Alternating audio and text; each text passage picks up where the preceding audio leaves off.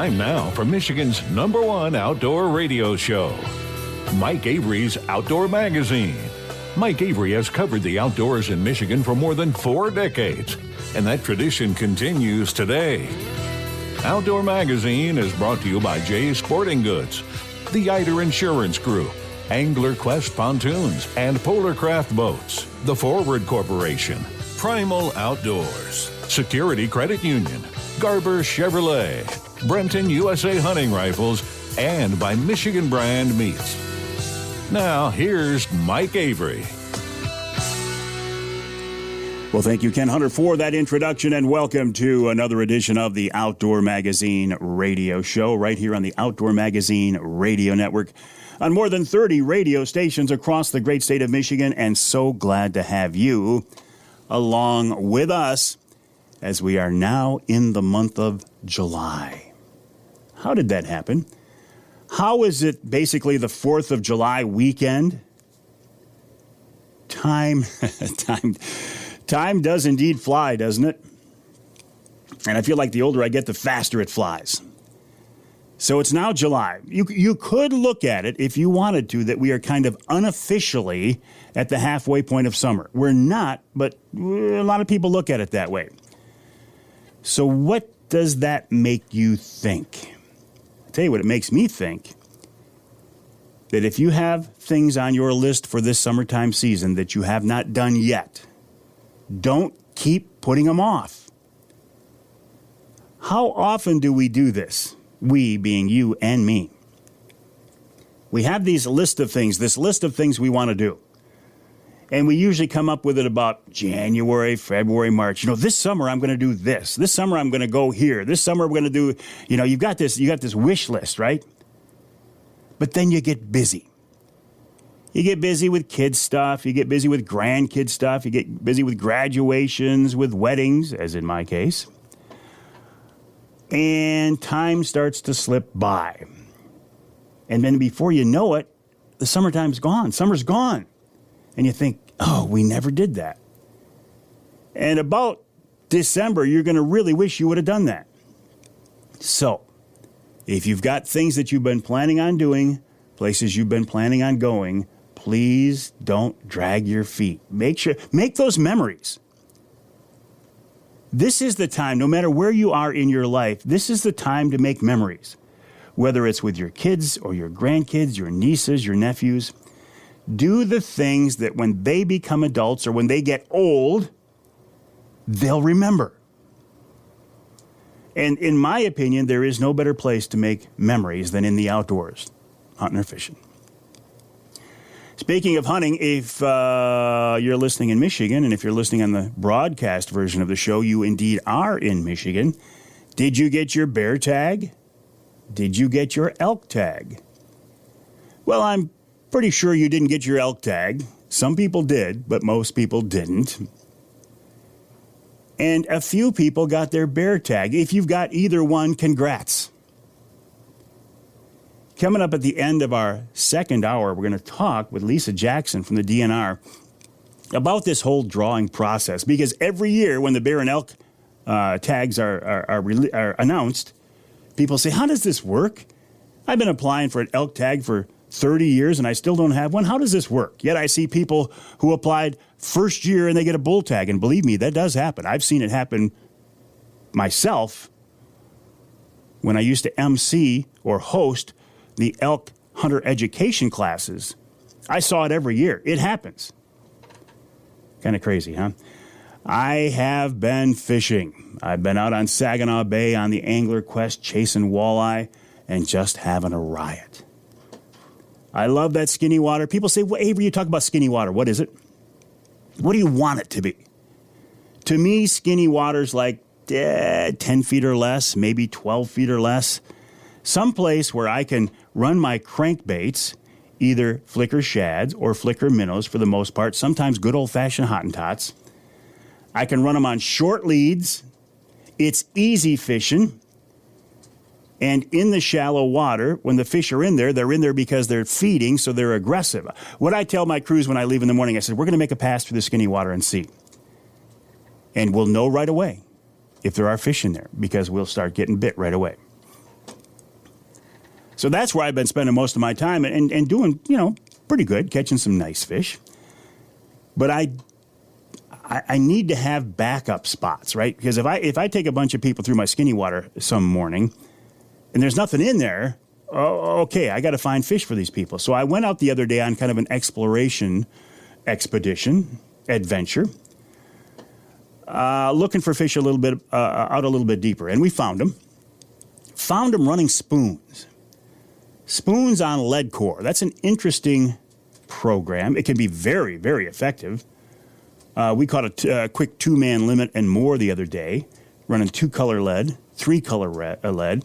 I couldn't get anything to bite on a jet diver, but we did bounce offshore tackle tadpoles off the bottom and took fish as well. So it's nice to have that kind of in my back pocket, right? What else is going on? Oh, I celebrated a birthday this past week since we've last talked. It pains me to say this, but I turned 65 years old. If I'd have known I was going to live this long, I'd have taken better care of myself. No, it's good. It's good that I'm still here. It's been a great ride.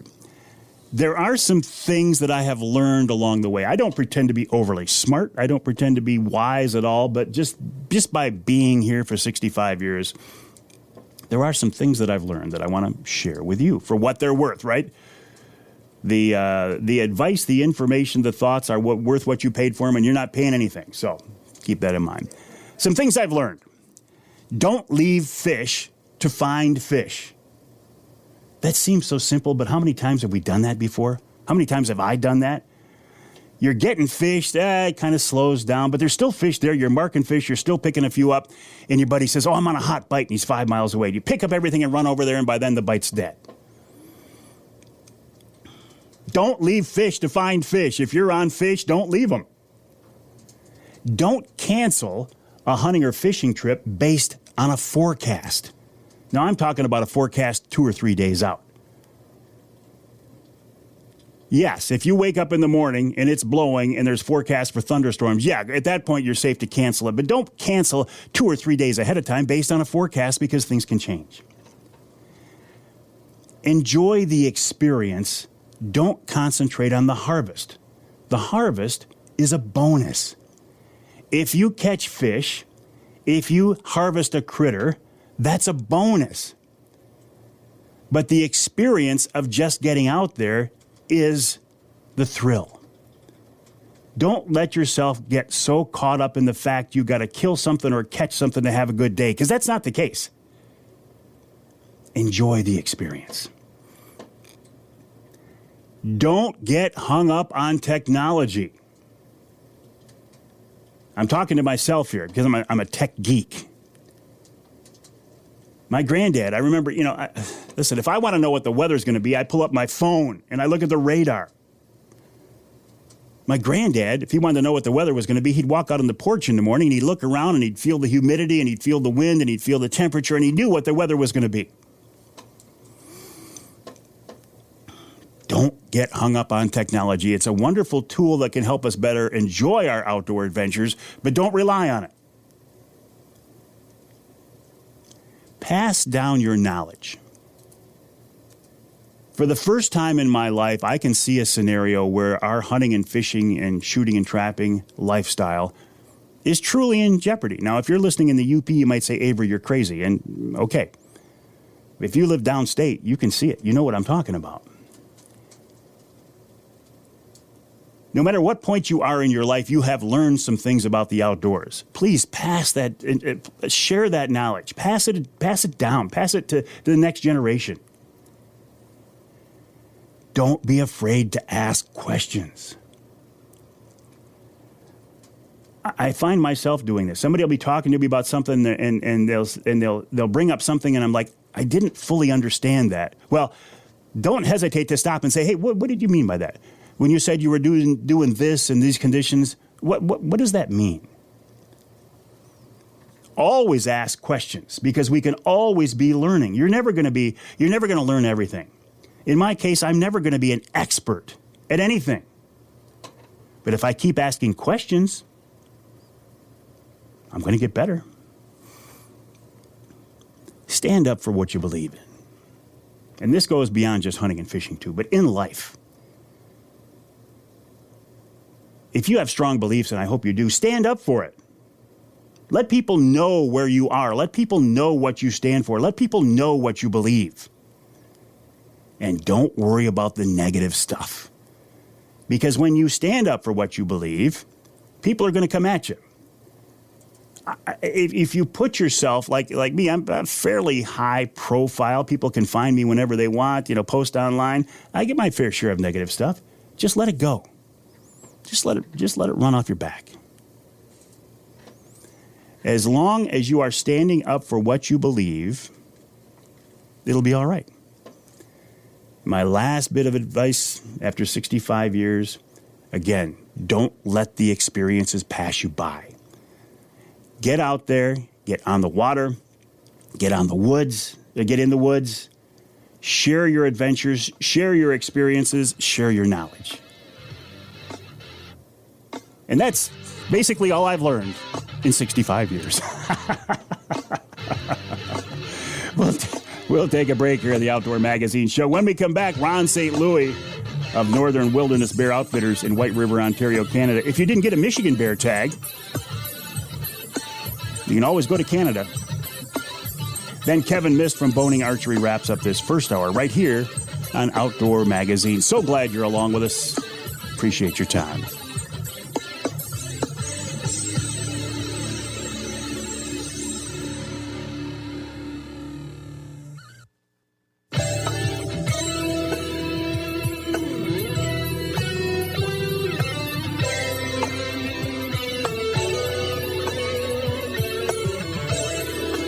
You can hear the Outdoor Magazine Show all across the great state of Michigan, including Alpena on WZTK 105.7 FM. You can hear us in St. Joe on WSJM 94.9 FM. And you can hear us north of the bridge in Iron Mountain on WMIQ 1450 AM. This segment of Outdoor Magazine is brought to you by Bohning Archery. Michigan-based Bohning has been a leader in the archery industry since 1946. They continue to come up with new products, new manufacturing processes. Really quite an interesting story. And Kevin Mist from Bohning will be joining us later in the hour. I would encourage you to check them out online at bohning.com. That's BOHNING.com.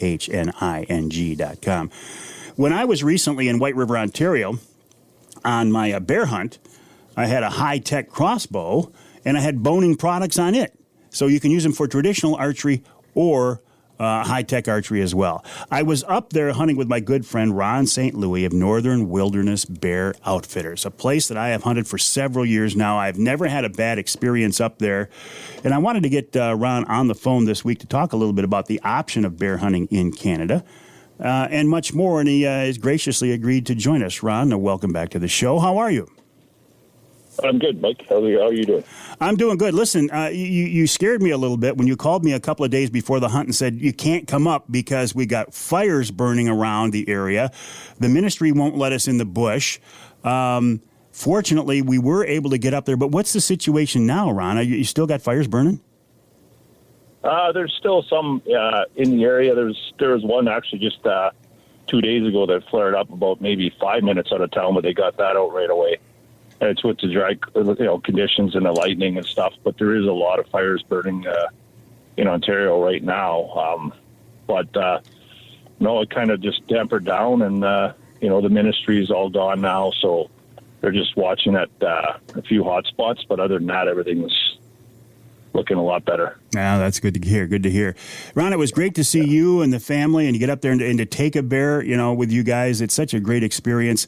And I wanted to just remind people here in Michigan, if they didn't get a Michigan bear tag, that Ontario is a great option because you can go up there and just buy a tag right over the counter, right? Yes. You can buy your tag over the counter. It just, with the outfitters, they get allocated how many tags they can put out. But other than that, you don't have to, it's not a point system or anything like that. It's just, whatever the outfitter has for allocated tags, and then that's what he has available. So that's how we do it. You talk about these outfitters, Ron. Over the years, you have built your operation into one of the biggest bear hunting operations in Ontario, I think, haven't you? Yeah. It's we've gotten pretty big. Like, every year we try to add a little bit more and do a little bit better and, give everybody an excellent experience. Like a lot of guys, they do stay, at our, right at the bait shack there. We have guys staying there with campers and that. And they, when the guys leave, they're just sad to leave. They're just, they had such a great time. And, the first thing they say is, I'm coming back. You know what I mean? Like, we'll be back next year. So. I hear that from people all the time. I mean, if somebody hunts with you, they either come back the next year or they want to come back. What is it about your operation, and this may be an unfair question, but what is it about your operation that has people coming back year after year? I think it's just the family atmosphere, like the camaraderie, everybody's there. We go out of our way to make sure everybody's happy. The boys, they're, they do a great job.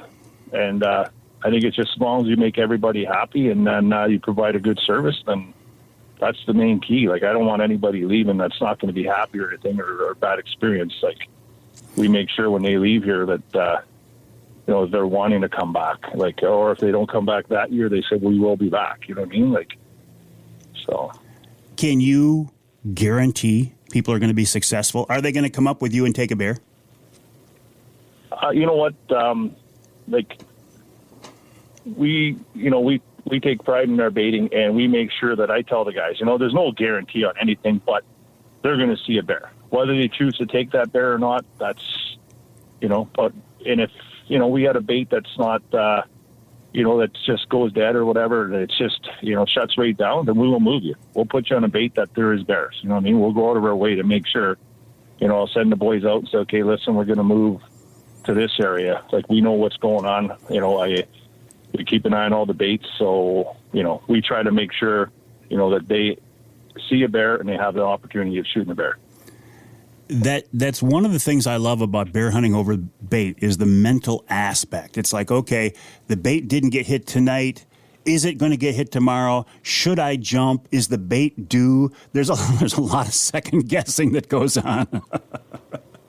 Oh, it is. And I tell the guys, you know what, you got to give it 3 days. Like this spring, I hadn't got hit the first night, didn't get hit the second night, but the third night they got their bears. We went 100% in the spring, and that's what happens. I tell the guys, you got to give it that third day, just because you go in there, you're showing the guy the baits, you're making noise, you just got to give it the time, put the time in, and then like 95% of the time, if we do move them, we only have to move a few guys. Most guys shoot their bears on their baits that we put them on. It's not too often. We've got to move a few guys, but it's not, if there's a sow and cubs or something like that, we'll move them. But majority of the time is when if I say, sit one more night, and then they come back and, they come in early, I got my bear, because you just got to give it that time. They're there. The bears are there. They might just wander off and they'll be back. Do you think those bears, when they come into a bait and there's a hunter sitting there, do you think those bears know that hunter's there and they just decide to come in anyway? They know they're there. The scent's different. Our scent's there the whole time. You go in, you're bringing guys into, the bait site. They want to, hang some cameras up. They know as soon as the scent's there, you go to that tree, the bears know. They'll walk over, look at your camera. It's a different scent. So you got to give it a few days. You give it a few days to get used to that scent again. They know. Sometimes they'll come in, they'll look down. They might know that blind's there. It's something, we try to brush it in, try to do our best to camouflage it in there. It's same thing with a ladder stand. You go in there, you put up a stand, it might be iffy that first day, but then the second day goes by, the third day, they come in. They come to the baits. It seems to me most of your hunters these days are using a bow or a crossbow, aren't they? Yeah, probably, I'd say 95%. Oh. Of the guys are archery hunting, whether crossbow or compound. We have guys this year, they took some good bears with the recurve, just traditional bows. You've done it. It's just, they wanted to do it. You know what I mean? They wanted to try it. And yeah. So. You mentioned ground blinds too. I think that's a great way to hunt. I love setting up a blind. You can hide in there. You can be comfortable. It's cool to have the bears walk by you. It's cool to have the bears look in the blind. It's just a very interesting and unique experience. It is, and you're starting to we are starting to see a lot more guys, choosing to hunt out of a ground blind. I had a guy this year come up and he says, you know what? He come up, it was late in the day, and he says, you know what? He says, he told me, he goes, if Mike Avery can do it, I can do it. so he popped up his blind right underneath the trees because we had a ladder stand there, and he popped it up right underneath, didn't hide it or nothing, and he got his bear the first night. He shot a nice, respectable bear. It was it was 300 pounds. I was going to say, I thought it was a 300 pounder. That's a great bear. And like he said, he goes, you know what? I think I might do that every year because you're out of the bugs. Light your thermocell up, he says, and you're out of the, it masks your scent a lot better too. So. Mm-hmm. I'll tell you one thing I noticed about these spring hunts is the fur, the coat on these springtime bears is beautiful. Yeah, it's unbelievable how thick they are. A lot of guys ask me, well, are they rubbed off by then? I said no, because it's still early. Some areas, different provinces, they run their spring hunts a little bit later. I think you'll see a little bit more rubbing off if you're going into, later mid-June, later in the season. But they're so beautiful. They're so thick. That's what makes it hard to judge. When guys look at bears and they're like, I tell them the weight's different in the spring because they look so big. The coats are there. They don't have, as much fat on them from the winter. But this year was different. A lot of the bears this year still had a lot of fat reserves on them from the fall. You can tell they had an excellent wintering because the fat was there. I was surprised on a lot of bears I think the berries and everything. We had a good berry crop last year, so and I think this year it's hard to tell with the berries because we had some frost and stuff early, but we just hit the baits early. Guys saying, "Oh, you're going to start baiting next week." I said, "Yeah," because I want to be on top of it because once we get them to the baits, we lock them in at the baits. So. You run your spring hunts early June. You run your fall hunts. We call it a fall hunt, mid-August. Yeah. How are those hunts different, or are they basically the same hunt, just different time of year? Yeah, it's different time of year. The spring is different, but you don't have to contain that with the blueberries. You don't have that food source they have in the fall. But you know what? We always do good both, because in the fall, same thing last year, there was guys that didn't have a chance. They saw bears, they didn't harvest a bear. You know what I mean? But if you put in the time, our baits were all getting hit, where we were running 120 baits last year. And usually when we run our baits, every bait's getting hit. So it's just a matter of, and a lot of baits, you'll bait all those baits and you might harvest your bears in the first 2 to 3 days, 4 days. If you got 30, 40 guys, 50 guys, so a lot of those baits don't get, we fed the bears. We never had to use them. So. Mm-hmm. Well, Ron, I know that you're full up for this year. You've done a great job of promoting the business. We've got the word out a lot. A lot of your hunters are from Michigan. You're full up for this year, but if somebody wants to hunt with you in the future, I would encourage them to go to the website northernwildernessbearoutfitters.com, northernwildernessbearoutfitters.com, or find you on the Facebook page as well. Or they can shoot me an email, mike@mikeaveryoutdoors.com, and I can give them your number. But Ron, I've never had a bad hunt with you. You guys work very hard. I appreciate your time, and I wanted to remind people, if you didn't get a Michigan bear tag, that Ontario is an option, and I think you, Ron St. Louis at Northern Wilderness Bear Outfitters, is a great option. Ron, I'll let you go, but always a pleasure, buddy. Okay, thank you, Mike. All right, Ron St. Louis of Northern Wilderness Bear Outfitters. Again, the website, northernwildernessbearoutfitters.com. I've been hunting up there I was trying to figure it out the other day, 14 years, maybe 15 years. Started hunting with Pete Jones originally, and Ron was one of his guides. Then Ron bought the operation from Pete. He's been the head guy there for many, many years now. NorthernWildernessBearOutfitters.com. I think you can't go wrong. If you love bear hunting like I do, it's a great option. We'll take a break here in the Outdoor Magazine Show. When we come back, Kevin Mist of Bohning right here on Outdoor Magazine.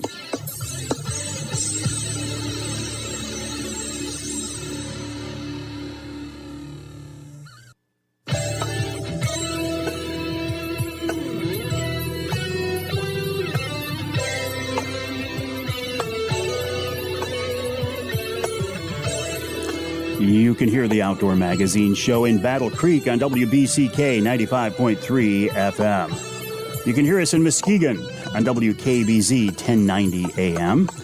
And you can hear us north of the bridge in Marquette on WDMJ 1320 AM. This segment of Outdoor Magazine is brought to you by VersaSkins. Just change your skin for the season you're in. Michigan-based VersaSkins owner Paul Perrone has come up with a great concept. Why spend a whole bunch of money on different hunting clothes with different patterns when you can snap on and zip on an outer shell and change the pattern for your next outdoor adventure in, less than a minute? Certainly less than 2 minutes. Check them out online. Their website is versaskins.com. That's versaskins.com. And if you're looking for large sizes, plus sizes, 4 or 5X, VersaSkins can take care of you. The website, versaskins.com. You know, if you've listened to me for any length of time at all, you know that I love to work with Michigan-based companies. I think here in Michigan we are blessed with with a mindset, for one thing, an outdoor mindset, where there are so many of us here in this state who love the outdoors. We love hunting and fishing. And as a result, we've had some great companies that have built up in the outdoor industry over the years. Bohning Archery is one of those companies. I always say they've been a leader in the archery industry for more than 3/4 of a century. Kevin Mist is with Bohning, and he's with us here on the Outdoor Magazine phone line. Kevin, welcome to the show. How are you? Good morning. I'm doing well. It's a beautiful day here in northern Michigan. Smoke? You seen any smoke up there? A little bit. Oh, okay. What's that? Yeah. Yesterday was horrible with the smoke. Today it seems to have cleared out a bit. But yeah, we've had air quality warnings in northern Michigan, which seems really, really strange to me. Yeah, well, it certainly does. It seems just crazy that we've got smoke from that far away. Yeah, absolutely. But yesterday was about the worst day that I've seen here. It was hazy, and you could, even driving in my car, I could smell it. That I kept going, God, did I sit by a campfire and not know about it? But no, it was just all over northern Michigan. Kevin, tell me a little bit about you. What's your background? How did you get to where you are at Bohning today? Well, I grew up in northern Michigan. I've lived in northern Michigan since the early 80s, and kind of a diverse background, but ended up switching jobs about 5 years ago and getting more into graphic design, web design, photography, videography, and an opening came up for Bohning, and it's a company that I've been aware of my whole life, being from northern Michigan, and it's kind of a dream job for me. Working for a company that's been around for since 1946, and getting to work with great people, and in small town northern Michigan is kind of a dream for me. I find the Bohning story to be fascinating. Absolutely. Roland Bohning was. And back in the mid.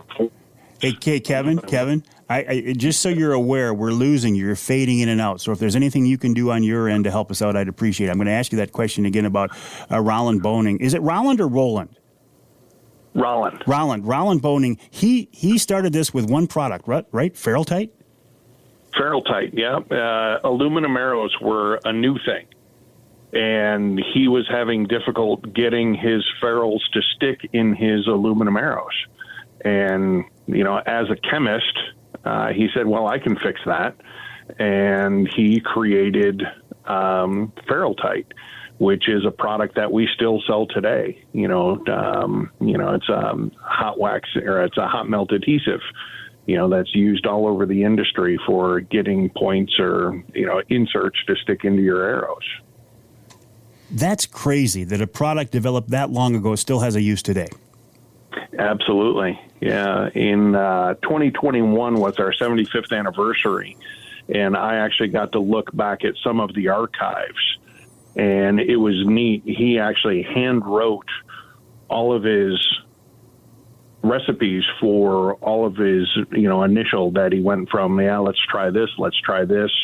And I also got to look at the original 1940 46 receipt book for people buying. And on the first page of the receipt book was Fred Bear Archery for $12.81. And like on the fourth page, Doug Easton, buying stuff from him. So, those guys, because Bear Archery was in Grayling at the time, which is about a half an hour from where we're located outside of Lake City and where Bohning is located at. So, wow. It's a great story. I want to talk more about that and where the company is today. We're talking with Kevin Mist of Bohning Archery, the website bohning.com, bohning.com. And Bohning is Bohning, bohning.com. I've worked with Bohning for several years now. I love partnering with these Michigan companies that have a passion for what they do, who come up with great products. And lost my train of thought. Bohning.com is the website, bohning.com. Oh, I was going to say I'm still using their products today. I've used their products on my traditional gear. I've used their products with my compounds. And I'm even using their products with my new high-tech crossbows. They have product for target archers and bow hunters as well. Bohning.com is the website, bohning.com. We'll take a break here on the Outdoor Magazine Show. When we come back, we'll wrap up this hour and our conversation with Kevin Mist of Bohning here on Outdoor Magazine.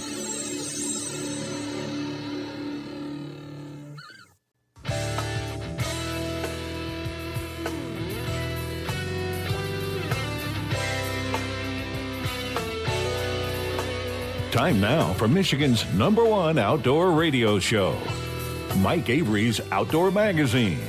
Mike Avery has covered the outdoors in Michigan for more than 4 decades, and that tradition continues today.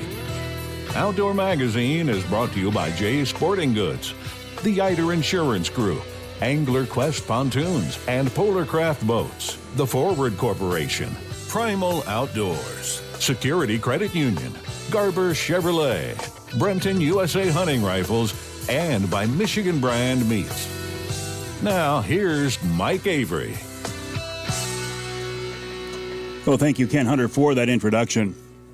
And welcome to hour number 2 of this week's Outdoor Magazine radio show here on the Outdoor Magazine Radio Network on more than 30 radio stations across the great state of Michigan.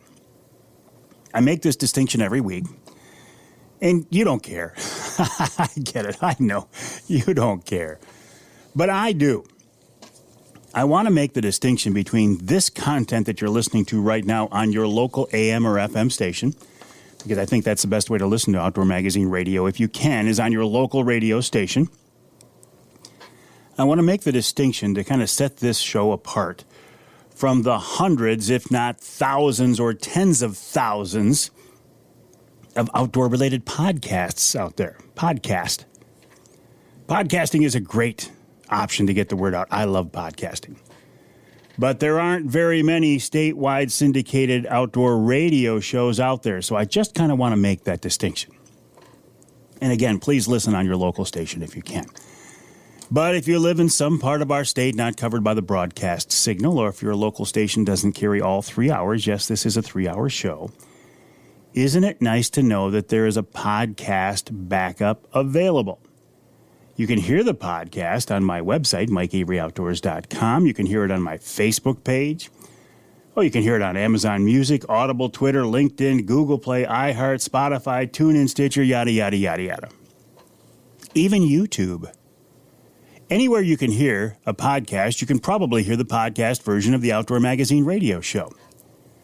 As I say, I do like podcasting, though. Each month I produce podcasts for some of my advertising partners. And I never say sponsors, they're partners. Offshore Tackle, Angler Quest Boats, Polar Craft Boats, and when we're done here in the studio recording this week's radio show, we will record this month's Primal Outdoors podcast.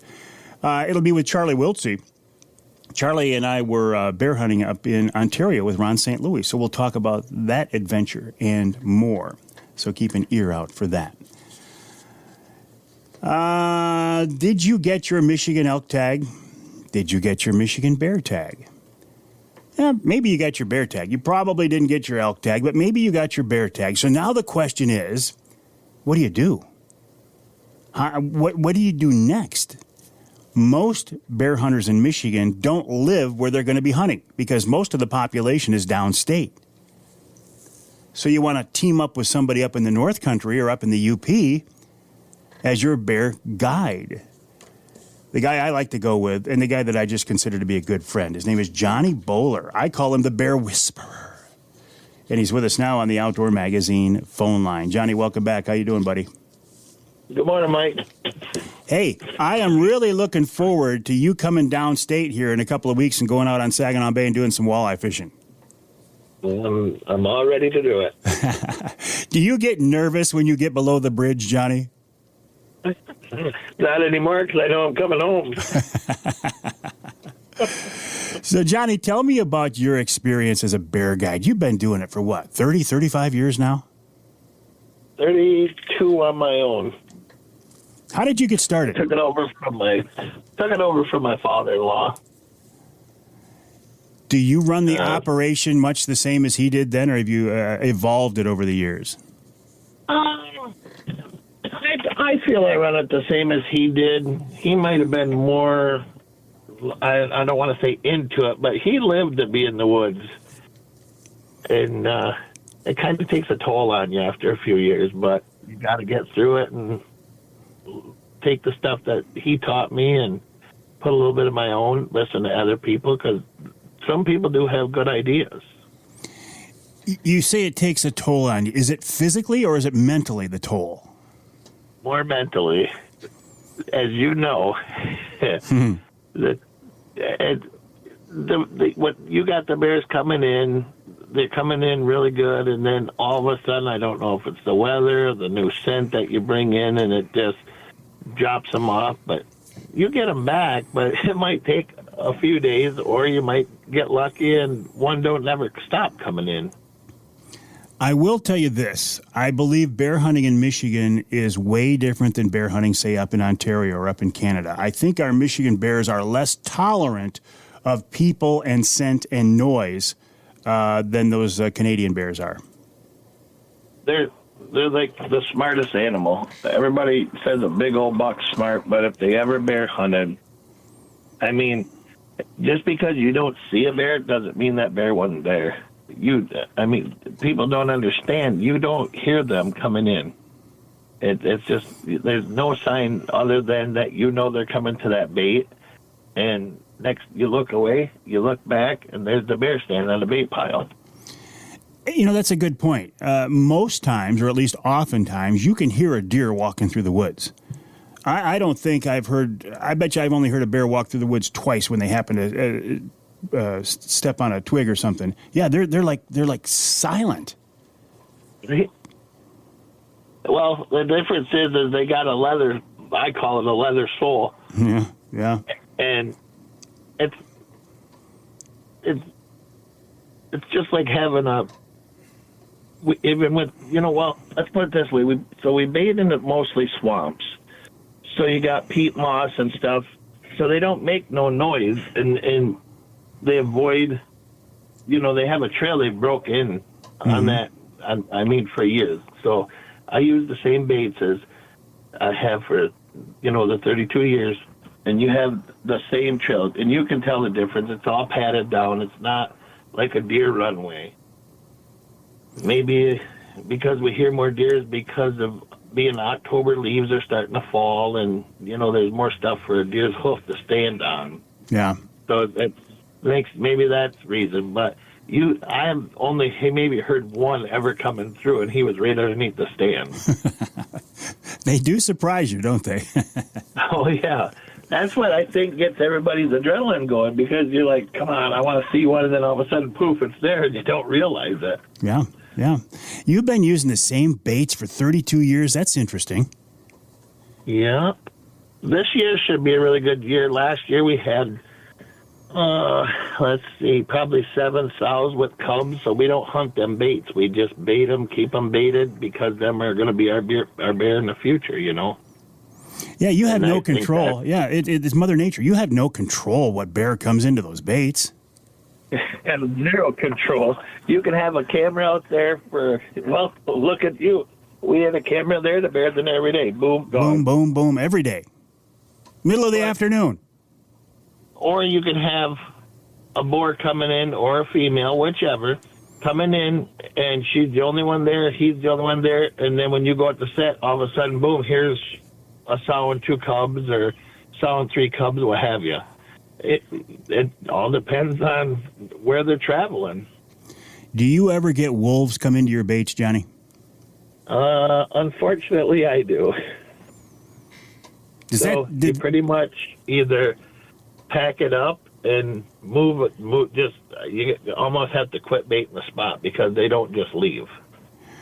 So if you got a wolf or wolves on your bait, then that'll drive the bears out. The bears will not use that bait anymore? No. It's that way for everybody. Baiting bears is kind of, I don't know, is it an art or is it a science? It's interesting. I mean, how often you bait, how you bait, what you use for bait. Everybody does it different. Oh, yeah, everybody got their own little secret. I don't have no secrets. I use cookies, mainly cookies, sugar cones, and anything that has raspberry, choke cherry, like cherry juice, blueberry. You have to keep the bear coming. Even if you do it yourself, one thing there is to know, you have to keep food there or else the bear's not going to stay there. So how often do you bait? I bait every single day. Boy, that's hard for somebody who lives downstate. That's impossible. They got to use somebody like you in that case, Johnny. Well, you would have to think so, because the other thing is, Mike, I told a group of 4 that called me, and then I told them a price. They called back. They decided that they're going to try it on their own. I said, just do me a favor. If you're going to do it on your own, I said, and you want to be successful, you have to keep a lot of bait there. So if you want to come up here every weekend and put out 500 pounds of bait, then that's what you got to do. But the price I told you, you add up your gas, you add up your time every weekend, and then after you get that price, you turn around, and then when you come up this fall and you don't have a bear in there because you did it yourself, then I don't know what to tell you. Yeah, well, you've given them a warning, that's for sure. We're talking with Johnny Bowler, a friend of mine, and I call him the Bear Whisperer, because this guy, he knows bears. He doesn't know distances. Okay? He doesn't know distances. Last year, the bear bait I was on, if I remember right, he said, oh, it's 75 yards. I put a rangefinder on. It was like 35 yards. So he's a good guy. He's a great guy. He's a great bear guide, but he doesn't know distances. But hey, we've all got our shortcomings. We've all got our shortfalls. Well, I'm just joking. We'll take a break here in the Outdoor Magazine Show. When we come back, we'll talk more about bear hunting in Michigan with the Bear Whisperer, Johnny Bowler. Plus, I want to talk a little bit about brook trout fishing, too. Johnny has got those things dialed in. That sounds like a lot of fun as well. Then Paul Rogers from the DNR and Lisa Jackson in this week's Ask Avery segment. That's coming up in hour 2 of this week's Outdoor Magazine.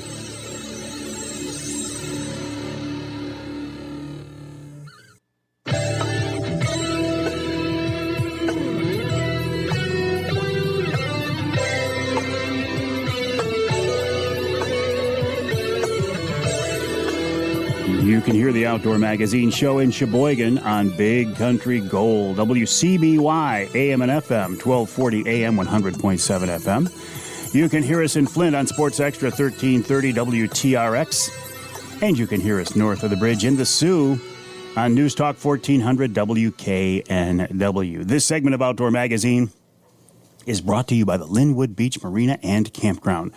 Linwood Beach can be your year-round Saginaw Bay fishing destination and your Mid-Michigan Tracker and Angler Quest headquarters.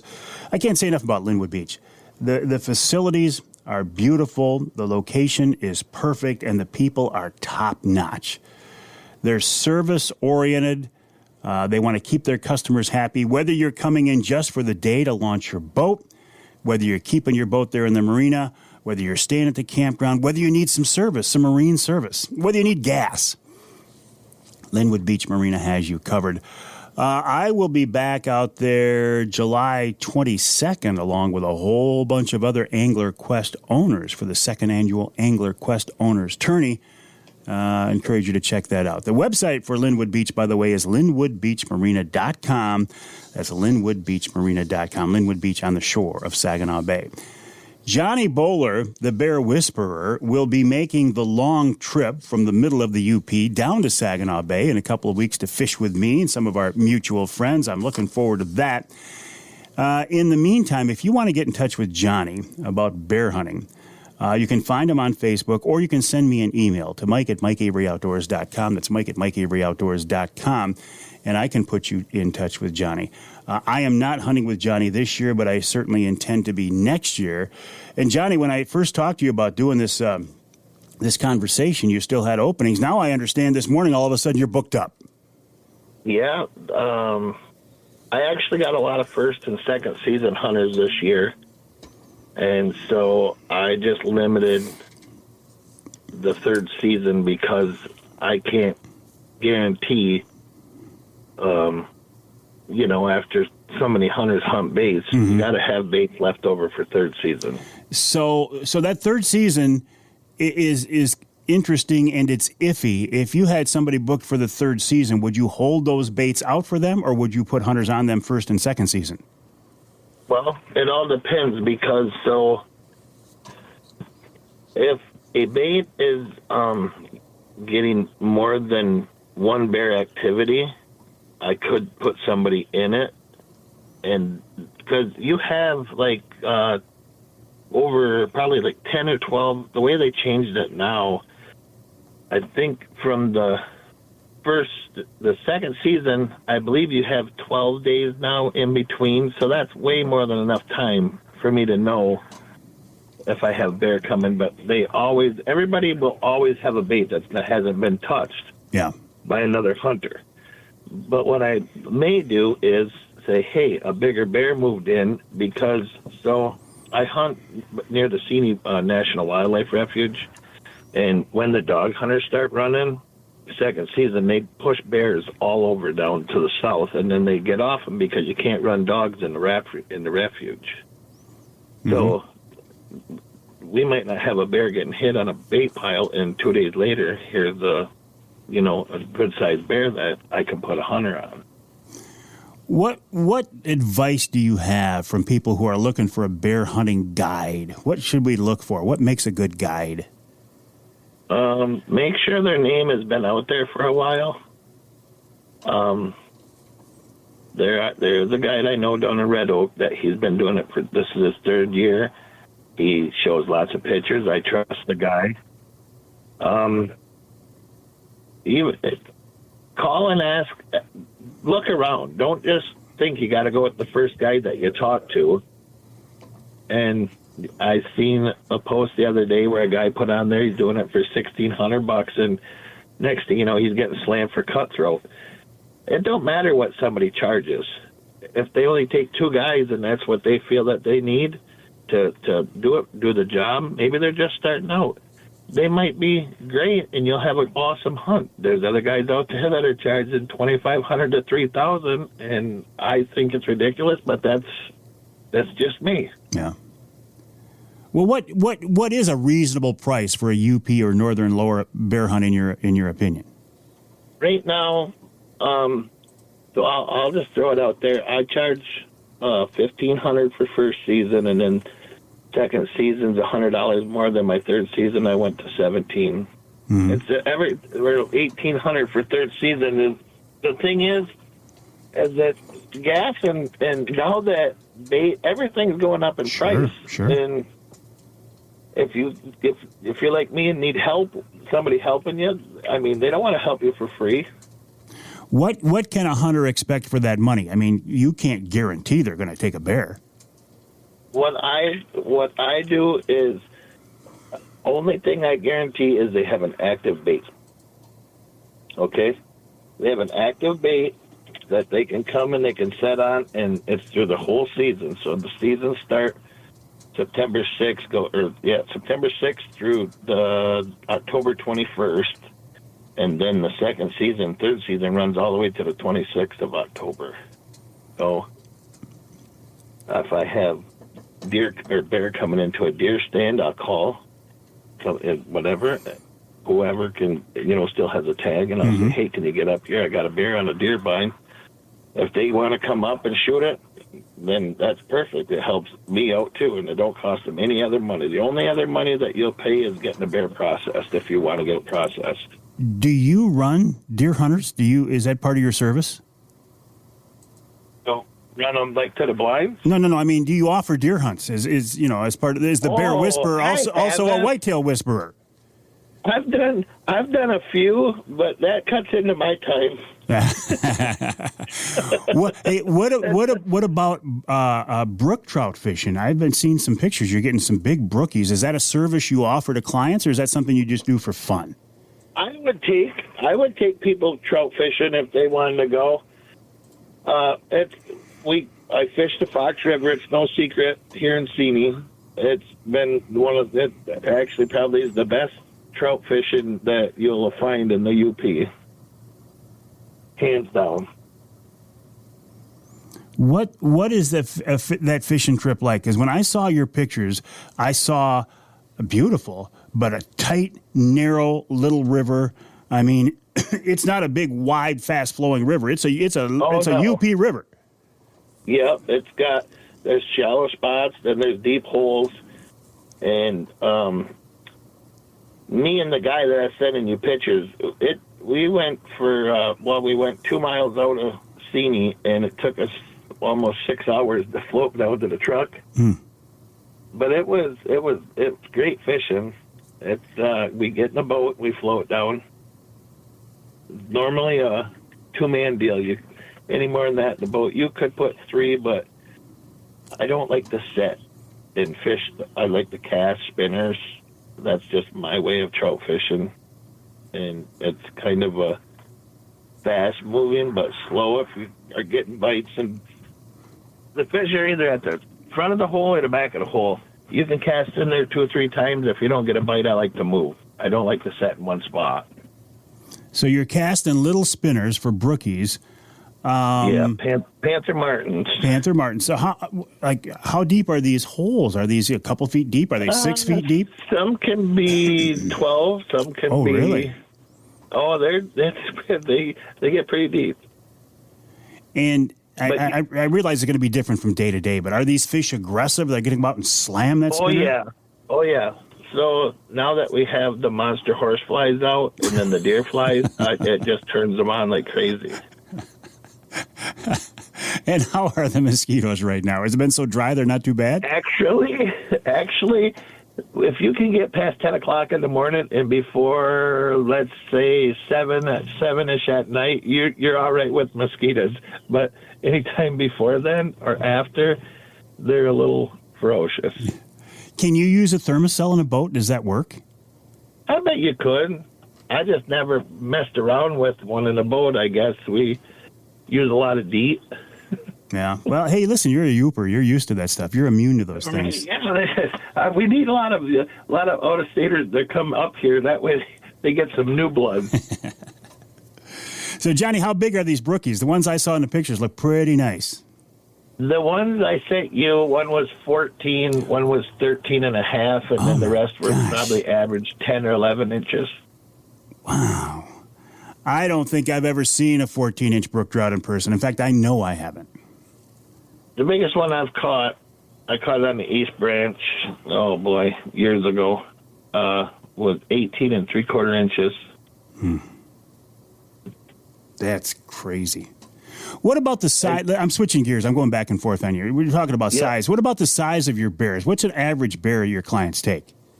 Average bear is going to average from 125 to 150, and as you've seen last year, the biggest one we got was 350. Oh, yeah, the one that was supposed to come into my bait that you put on our buddy Scott's bait was 350 pounds, but we won't talk about that either, will we, Johnny? No, not today. but doggone you. But that's hunting. That's hunting. But I will never let you forget that. You know that, right? No, I'll make up for it next year. I don't have no choice. And I'll look forward to that, Johnny. I should be able to get that late season tag in the Newberry District next year. Shouldn't be a problem. So I will be looking forward to hunting with you. And I'm looking forward to fishing with you here in a couple of weeks as well, Johnny. Yeah, it's going to be great. All right, have fun. I'll let you get back to work, buddy. We'll talk again soon. Okay, Mike. Have a great day. All right, Johnny Bowler, the Bear Whisperer.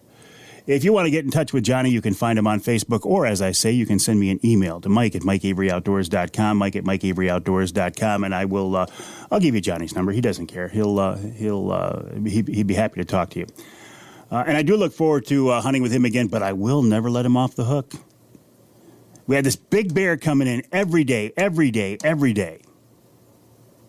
So he takes our other friend, Scott, puts him, like miles from me. And guess where the bear went? Not to my bait, but to Scott's bait. But that's hunting. And that's part of the fun. You don't know what's going to happen on a hunting or fishing adventure, but it's also part of the fun that you get to share that experience with others, rib your buddies, tease them a little bit, give them some grief. It's all good-natured, and we all know it. We'll take a break here in the Outdoor Magazine show. When we come back, I want to talk with Paul Rogers of the DNR, talking about fires, forest fires, fire danger. Look at earlier in the week, the smoke we had here in Michigan from the Canadian fires, Quebec even. How crazy is that? Let's make sure it doesn't happen here. And then Lisa Jackson talks about how they draw bear and elk tags in Michigan, coming up right here on Outdoor Magazine.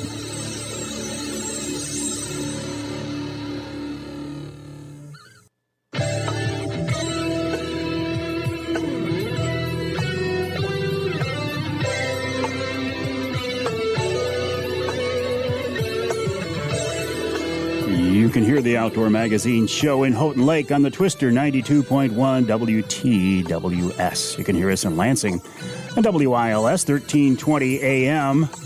And you can hear us north of the bridge in Manistee on WTIQ 1490 AM, 95.3 FM. This segment of Outdoor Magazine is brought to you by Killer Food Plots. Michigan-based Killer Food Plots, a great option. Rich Krzan is doing a wonderful job in helping his customers, his clients, get the most from their food plots, get the most, the best results, and bring in the critters that we want to see. You can learn more about Killer Food Plots, by the way, on the website killerfoodplots.com, killerfoodplots.com. I'm going to get Rich on the show here in the next couple of weeks. We're kind of in a lull right now. I want to talk to Rich about where we should be in our food plotting process right now. The website, killerfoodplots.com. It has been dry, right? Now, we did get some rain here this last week, but it's been pretty dry. How does that affect food plots? And what about fires? Earlier in the week, our state was covered by smoke from the Quebec fires. We certainly don't want to see that happen here in Michigan. Paul Rogers is with the DNR. He wants to talk more about that. Paul, welcome to the show. How are you? Thank you. Thank you for having me on. Doing well today. Hey, listen, I appreciate your time. So, man, this whole concept of fires and forest fires, it's scary. Yes, this year has been, we basically broke all indices this year for fire conditions in May, just because we didn't receive any rain for it was close to 40 days. We had very significant drought. We are still seeing the drought. And it lessened up a little bit. Yards are going to start to green up, but most areas of Michigan really did not receive over an inch of rain. We're hoping to get some more in tonight and a little more tomorrow, so that's going to be very beneficial for us and hopefully set back the fire danger somewhat. So even though we did get some rain, we're not out of the woods, no pun intended, and it's always something you got to keep in mind. What do you want us to keep in mind, Paul? Well, as we're coming to the 4th of July weekend, of course, we have fireworks. As a reminder, even though Michigan, you're allowed to shoot off the fireworks now, you're actually supposed to be shooting them off, the day before and the day of the holiday. But please keep in mind, do not shoot them in the woods, into fields. There is also the possibility of escape fires. Keep a watch on the fire danger. We have actually opened a few counties up to allow for open burning for yard waste. such as sticks, leaves, and branches. But there's still areas, even with the rain, that are already showing high fire danger for today already, and that'll be this afternoon. So keep that in mind. Always look at our burn permit site, which is michigan.gov/burn permits. And when you have an outdoor fire, make sure you have a hose and a few garden tools out there to put an escape out. And when you leave, make sure it is completely out. 2 of our bigger fires this year were caused from escape campfires, so please keep an eye on them. Do not leave them go inside your house overnight or something like that. Never leave a fire unattended. Great advice, but I think people don't realize too. Obviously, we don't want to start a fire. That nobody wants to do that. But if you did, and it comes back to you, you're liable for the whole thing, right? For all the fire fighting costs and everything else, any damage it causes. There could be a liability problem too. Correct. I mean, even for a small fire, you can be ticketed for having an escape fire, and we do bill for suppression. Just because the escape fire was, if it's deemed responsible to a party, and we will bill for that type of fire for the suppression effort. So it does happen, and your local fire department can bill for it also. So we're asking people just to be extremely careful and make sure you have your campfire in a ring. And when there are burn restrictions and we're not allowing the open burning, you really need to keep your fire a cooking or a warming fire. Those are still allowed, but that is, the 3-foot diameter ring, and flames should be no more than 3 foot high. So that's something we should keep in mind. But yes, you can be held responsible for those. Mother Nature does start some fires. We see fires caused by lightning, but isn't it true, Paul, that most of the fires we see here in Michigan, they get out of control, weren't they actually caused by people in some way? Yes. Almost 80% of our fires are considered human caused, and that could be anything. It's a pretty broad range, but debris burning is by far, escape debris burns are our largest cause of wildfires. So things that could be prevented. Exactly, yes. All right, Paul, listen, I appreciate you reminding us of that, and appreciate your words of advice. And the timing is really good, Paul. I appreciate your time. Yep, thank you very much. Appreciate it. Thank you. Paul Rogers of the Michigan DNR, the website michigan.gov/DNR. You also heard him mention the website to find out about burn permits as well, michigan.gov/DNR. Fire is an interesting thing. From a DNR perspective, I have been out with the guys before, and gals, on prescribed burns. Now, fire can be good, right? It can rejuvenate an area if it's kept under control. We didn't get time to talk about that, but it's a topic I'd like to talk about in the future. But when they get out of hand, when I was driving to White River, Ontario, a few weeks ago, I had to drive through Grayling, obviously, and that was the day after they had closed the freeway down, I-75 down because of the smoke. And then I get up into White River and Wawa. They got fires there. Michigan was covered with smoke from the Quebec fires. It's just crazy how it can get out of hand. And when they're caused by people, I mean, the big Wawa fire, they put right back to a camper. Somebody saw that fire as a result of a camper.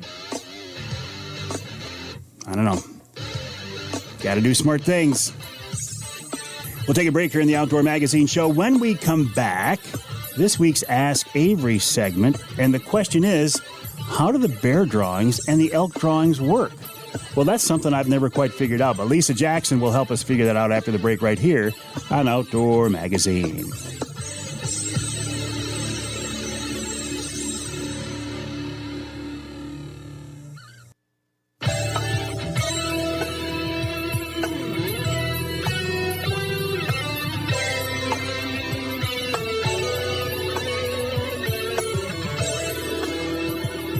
You can hear the Outdoor Magazine Show in Sandusky on WMIC 660 AM, 95.3 FM. You can hear us in Tawas on 1480 AM, 106.9 FM. And you can hear us in Traverse City on WTCM 580 AM. The Ask Avery segment is brought to you each week by my friends from Security Credit Union. Security Credit Union loves to work with outdoorsmen and women, and they can help you with your next outdoor adventure. Check them out online at securitycu.org. That's securitycu.org. The way the Ask Avery segment works is this is your chance to pose a question to me, or somebody else you would like me to pass a question along to. The best way to get those questions to me is to send me an email to Mike@MikeAveryOutdoors.com. That's Mike@MikeAveryOutdoors.com. That's exactly what Tom Accardo did. He sent me an email that said, "Hi, Mike. I want to see if you can talk a little bit more about how the point system works on bear and elk. I heard people talk about different amounts of points getting tags. I'm just curious to know exactly how the DNR draws names to these lucky individuals." Tommy, that's an excellent question. To help us out with that, as she has before, Lisa Jackson. Lisa, welcome back to the show. Hi there, Mike. Thanks so much. Always a pleasure, and I can't complain to you this year about not getting a tag because I only put in for points this year, so I'm good to go, Lisa. So you're off the hook this year. Good for you. So I know you get this question at the DNR all the time. How do these drawings work? And I'll start with my first question. Is the process for bear tags the same as it is for elk, or are they different? They have similarities, but they are different. So the similarity is that when you apply for a bear and elk license and you're not selected, you earn a point for future drawings. But those points are treated differently in the two drawings. So with the bear drawing, your points eventually will guarantee that you get a license because the people with the most points are selected before people with fewer points. But in the elk drawing, the points are called chances, and they are literally greater chances to be drawn in the future, but there's no guarantee of success in your lifetime. All right, I want to make sure I heard what you said. So if you keep applying for a bear tag, eventually you will get one. That's the theory. I mean, eventually you will. I mean, people come in and out of the application process and quotas change. So it isn't a perfect science. You can't necessarily predict the exact year you'll be selected, but because people with the most points are always selected first, it goes, that you're going to be selected eventually. And not so necessarily with elk. Exactly. Can you, if you get a tag either for bear or elk and you can't use it for some reason, can you gift that? Can you give that to somebody else? You sure can. You can donate it to someone that you know or someone on our waiting list. And people on the waiting list are always happy to receive donated hunts. It's called the transfer program, and there's a website that can help people through that process. Oh, so you could give it to somebody that you know. You could give it to a buddy or a family member. Exactly, but that person would have to meet some criteria. Transfers are allowed when the recipient is a youth who applied and was not selected, or someone with an advanced illness is also eligible. I got an interesting email from a lady earlier in the week. She said, unfortunately, her husband passed away in this past year, and he had 15 points. She said, "Can I give those points to somebody?" I don't think there's a process for that. Is there, Lisa? There isn't. Points are not transferable because it would cause fairness issues in our point system. We do allow surviving family members to apply for a limited time to get a license and then transfer that hunt if they're selected.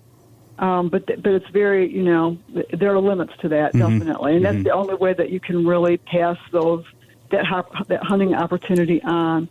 Points are not property that can be conveyed to somebody upon the death of the person that earned them. I got you. That makes sense. So how many people applied for Michigan bear tags this year? Well, we had about 26,000 applicants for licenses, and then we had an additional 34,000 for point only, like yourself. And how many tags did you let out? We had about 6,600 total, round numbers. And how many applied for an elk tag? We had 48,000 applicants for a license and 8,000 for a chance only. And how many tags? 260 tags.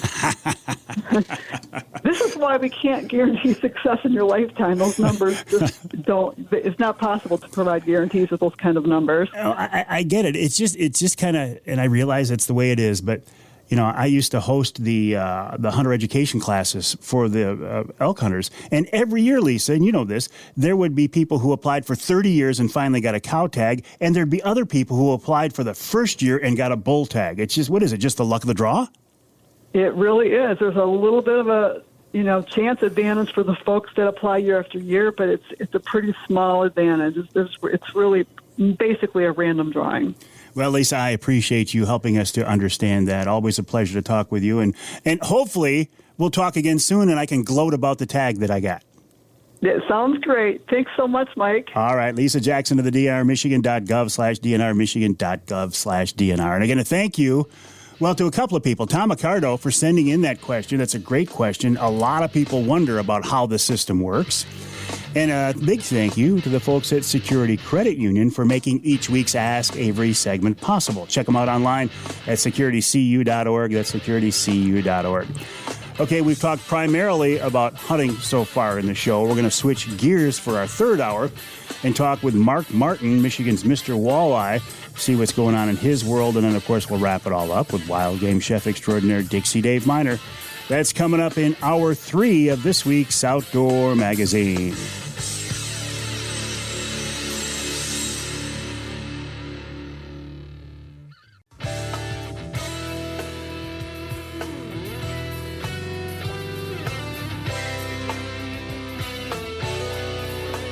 Time now for Michigan's #1 outdoor radio show, Mike Avery's Outdoor Magazine. Mike Avery has covered the outdoors in Michigan for more than 4 decades, and that tradition continues today.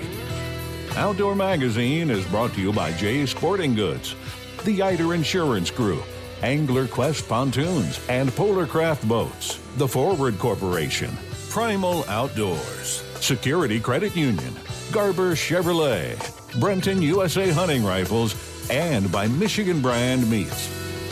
Now, here's Mike Avery. Well, thank you, Ken Hunter, for that introduction, and welcome to hour number 3 of this week's Outdoor Magazine radio show here on the Outdoor Magazine Radio Network as we are now in the month of July. 4th of July weekend. How did that happen? It was just, literally, I feel like it was just Memorial Weekend. Time does indeed fly. That's a cliche, but I think it's true. So what does that mean? It means that we have to make the most of our outdoor experiences. We have to make the most of the time that we're here to enjoy these things. You know, you've had these plans. Places you wanted to go this summer, things you wanted to do this summer. Have you done them yet? Well, this should be your reminder, and it is my reminder that, okay, all these plans you had, you're roughly, unofficially halfway through the summer. Get them done. If you don't do them now, you're gonna regret it next winter. One guy I know who makes the most of all of his outdoor adventures and opportunities, and I don't think he has any regrets at all, because he's always out there doing something.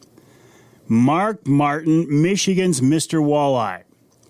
If you don't know Mark, I don't know how you could not know Mark. If you are a Michigan person and have lived here any length of time and are an angler of any sort, let me give you a little history here. Mark used to be a fishing guide on Muskegon Lake and the Muskegon Channel. And he specialized in fishing after dark.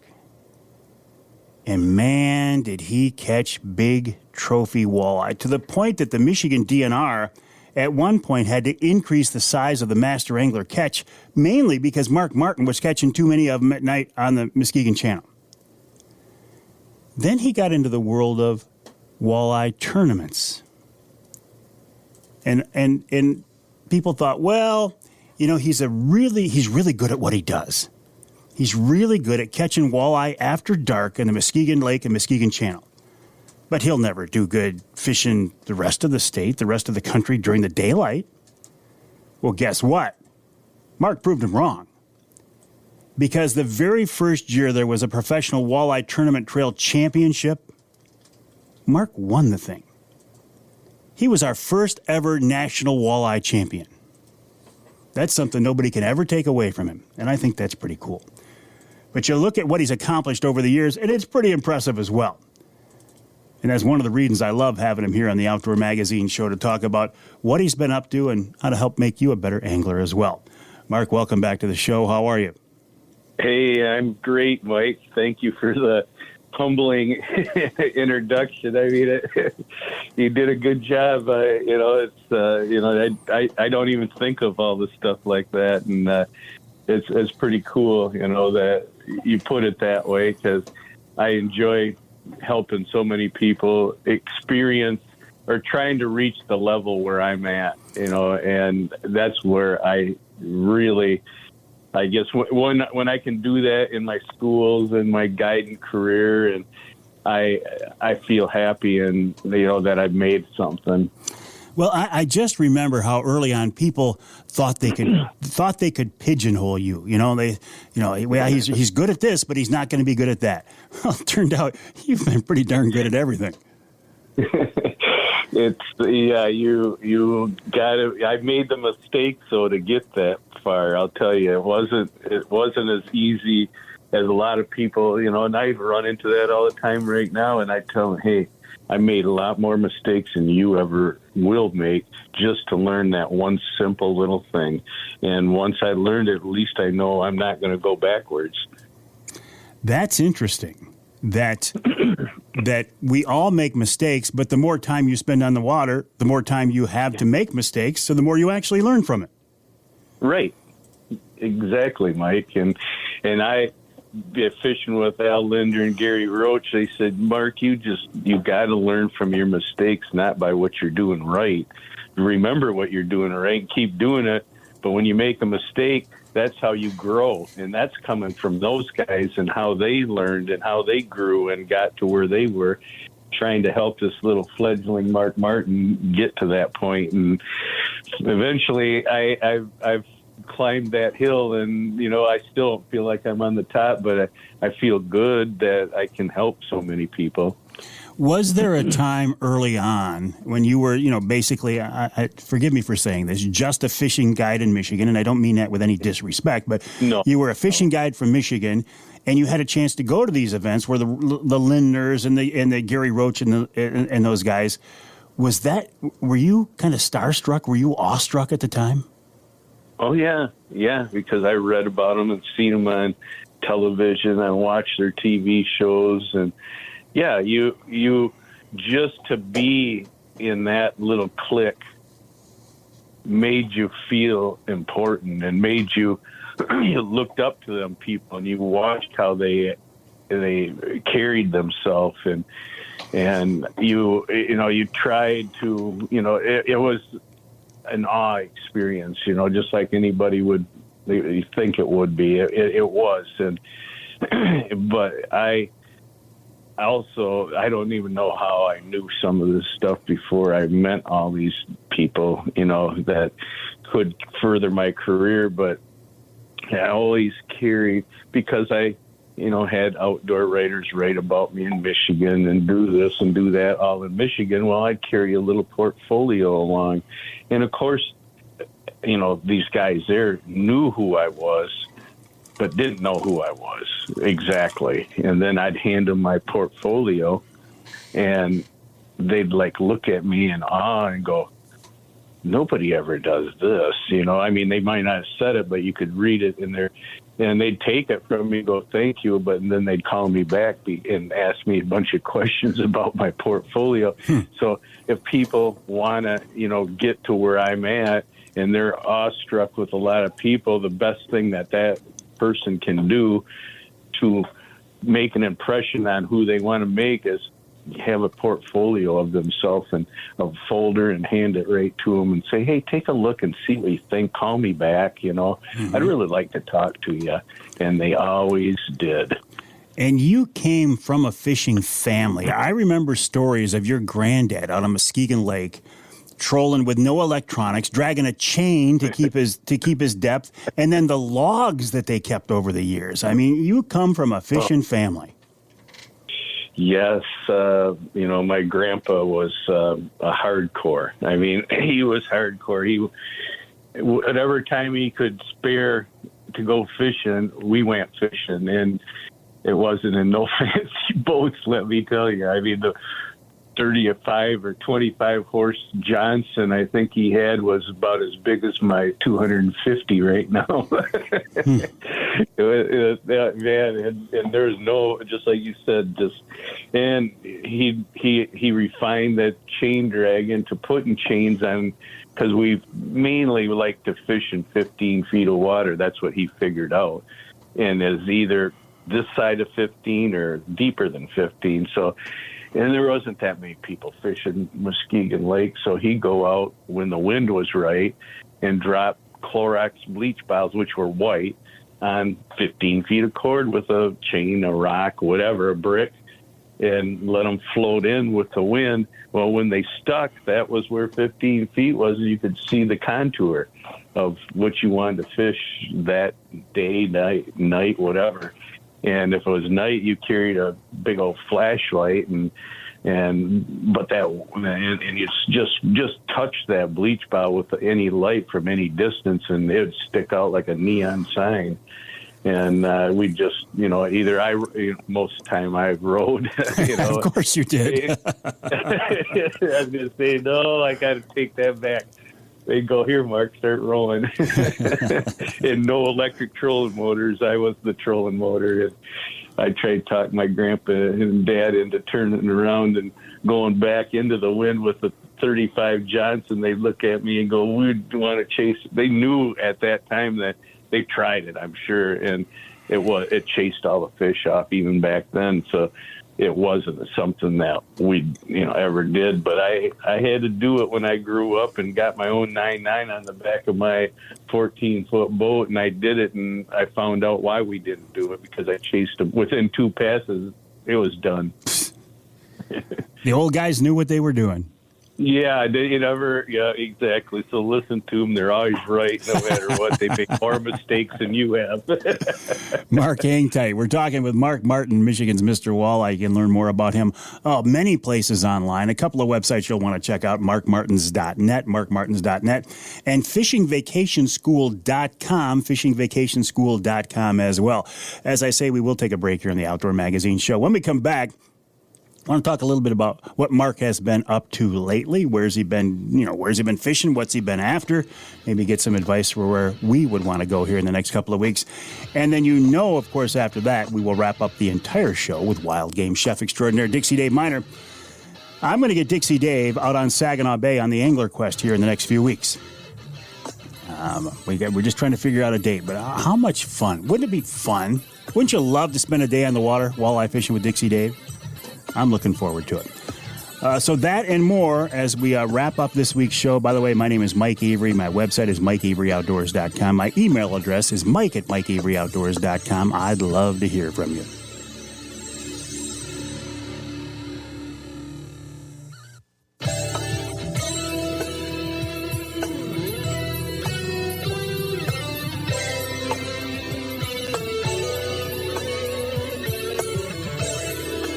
You can hear the Outdoor Magazine show on more than 30 stations across the great state of Michigan, including Powerhouse Station 98.5 WUPS in Houghton Lake. You can also hear us in Holland and Grand Rapids on WHTC 1450 AM 99.7 FM. And you can hear us, let's see, where can we go next? Let's go to, let's stay on the west side of the state and go to Ludington. News 97, 98, 98.7 WLDN. This segment of Outdoor Magazine is brought to you by, I'm looking at my list here, Reader Landscaping. Reader can take care of your lawn and property because it's your nature and our nurture. The Reader crew was at my house this week working on a project. Now, it's not a big project, especially not for those folks. It's a pretty easy project. They brought in 3 guys. They had it done in one day. It would have been a big project for me and my wife, Denise. What we wanted to do was take out all the mulch around the house and replace it with stones, which is, an easy project, not a big deal, but it's time-consuming, and, I'm not as young as I used to be. So the Reader guys came over. They cleaned out the mulch. They cleaned out some of the plants. They put down a weed barrier and put some beautiful stones in there. Man, does it look nice. Really looks nice. And I got thinking that every hour that I call the guys from Reader over to the house to work on a project or trim trees, I used to actually have them mow the yard as well, every hour they spend working on my place is another hour I can spend on the water. So it's all good, right? From the little project like we had with the stone landscaping to full-blown backyards, turning your backyard into an outdoor getaway. From design to construction to maintenance, the folks at Reeder can take care of you. Check them out online at reederlandscaping.com. That's reederlandscaping.com. While you are online, I would encourage you to check out my website, MikeAveryOutdoors.com, and then head over to a couple of other websites, markmartins.net and fishingvacationschool.com. Those are two of the websites for Michigan's Mr. Walleye, Mark Martin, who is with us now on the Outdoor Magazine phone line. Mark, as always, I know you're a busy guy. I appreciate your time. What have you been up to lately? Well, earlier when walleye season opened up, I was at my place up in the Keweenaw and hitting all those little lakes there, and it was phenomenal this year. I probably fished walleyes. Haven't done that, I haven't done walleyes that shallow since I've been, out in the Dakotas at times in 1, 2, 3 feet at the deepest, and we were pulling them in. They were spawning yet during the 15th of May, and then got done with all that, and then came back just in time to do my first school on Saginaw Bay out of Linwood Beach there, and that was a lot of fun. And this time we had a totally deaf person that was totally deaf from the time he was born. And he told me, because we could communicate writing, and then he had interpreters for a little while that came to the school, and then he could call them up on the phone, and the interpreter would talk to me by watching what his sign language was to me. Wow. So we could, and he would operate his boat by the vibrations and feeling the clunk of it going in and out of gear, because we're teaching him how to run his boat better, use his equipment better, how to tune lures, how to use bottom bouncers, lead core, and he excelled at it because he couldn't. I think he could read libs, but he didn't say he did. But I'd catch him once in a while, like he knew what I was talking by looking at my lips, and he'd go and perform what I was asking him.